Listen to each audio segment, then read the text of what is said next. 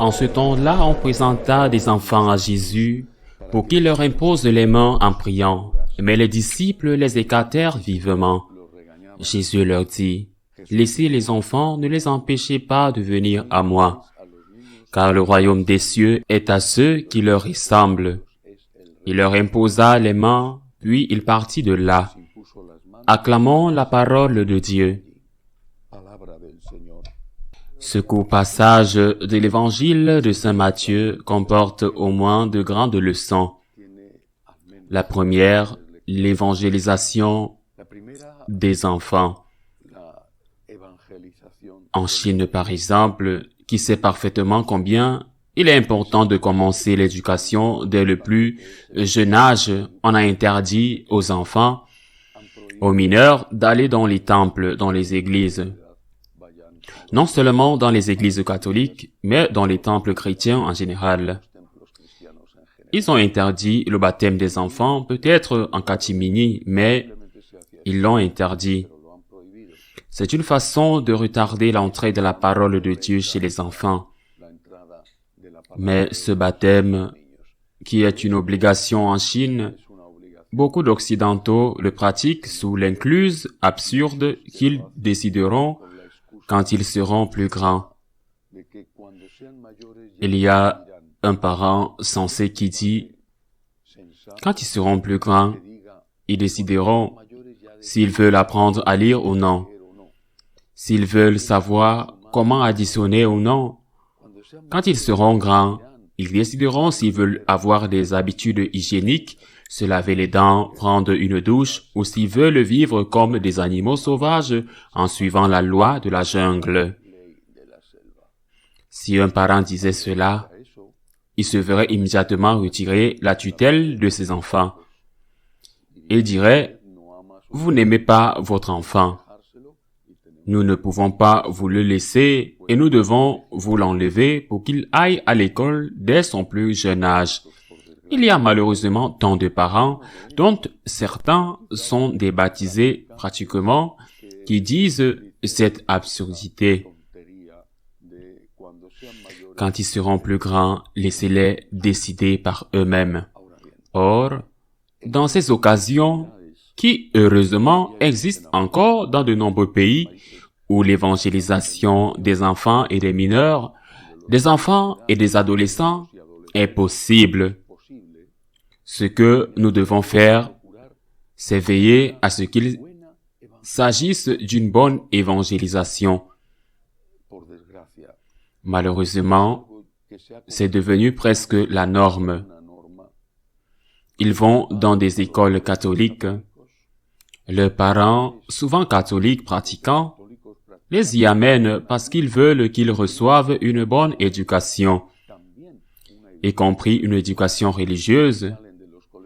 Ils quittent les écoles catholiques en se rébellant contre l'Église, ils ne veulent rien savoir de la pratique religieuse et ils se retrouvent peut-être dans le meilleur des cas, avec un bagage à moitié catholique et à moitié agnostique.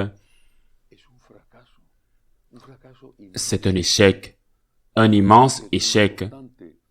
Il est vrai qu'il est très important de transmettre des valeurs de citoyenneté, de respect de la nature, des valeurs aussi de travail, de respect des obligations. Tout cela est très important et fait partie de l'éducation. Mais dans une école catholique, dans une paroisse catholique, la première chose à faire est de transmettre la foi.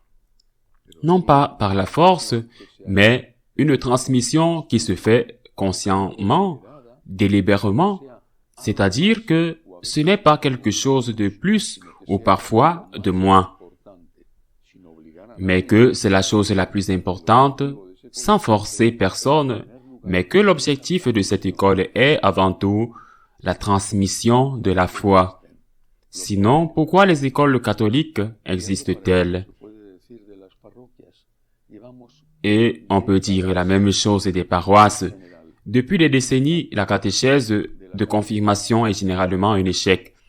Confirmé, aussitôt retiré. C'est comme si, au lieu d'être le sacrement de la maturité chrétienne, c'était le sacrement qui ouvrait la porte de la sortie de l'Église. Nous devons repenser ce qui nous arrive et pourquoi cela se produit-il. Il ne s'agit pas d'un ou deux cas, mais d'une généralisation écrasante, du moins en Occident. Du point de vue de l'éducation, nous avons encore entre les mains une part importante des enfants et des jeunes. Pas comme avant, mais ils sont encore nombreux. Il y a des résultats. Les récentes JMJ en sont un exemple. Mais ces résultats sont très faibles. Je le répète, nous devons nous interroger sur la méthodologie suivie et nous demander si l'évangélisation est vraiment la première chose. Le premier intérêt que nous devrions avoir des parents aux éducateurs. Ensuite, il y a une autre question dans cet évangile. Je ne sais pas pourquoi les apôtres voulaient éloigner les enfants de Jésus. Ils faisaient sûrement du bruit, ce qui est normal. Le fait est que Jésus les réprimande et leur dit « Non, laissez les enfants venir à moi ». Mais il ajoute, je vais le relire, « Le royaume des cieux appartient à ceux qui sont comme eux ». Il ne dit pas « Le royaume des cieux est pour les enfants », qui sont aussi des enfants. Il dit « Pour ceux qui sont comme ceux-ci ». Il parle de l'enfance spirituelle. De cette enfance spirituelle dont Sainte Thérèse de Lisieux était une grande maîtresse de l'enfance spirituelle. De ceux qui sont comme eux. Si vous ne devenez pas comme les petits-enfants, a dit le Seigneur, en une autre occasion, vous n'entrerez pas dans le royaume des cieux. Quelle est la caractéristique d'un enfant que nous devons avoir et qui intègre l'enfance spirituelle de manière essentielle? Les enfants peuvent ressembler à de petits anges, et certains peuvent l'être, mais les enfants se disputent. Ils sont souvent égoïstes. Ils sont jaloux de leurs frères et sœurs plus âgés ou plus jeunes. Et dans la vie familiale, beaucoup d'histoires naissent qui, plus tard, des années plus tard, feront des ravages. Et je ne parle pas des cas extrêmes, comme la maltraitance. Les enfants ne sont pas en général des petits anges innocents. Que veut donc dire Jésus? En quoi consiste l'enfance spirituelle?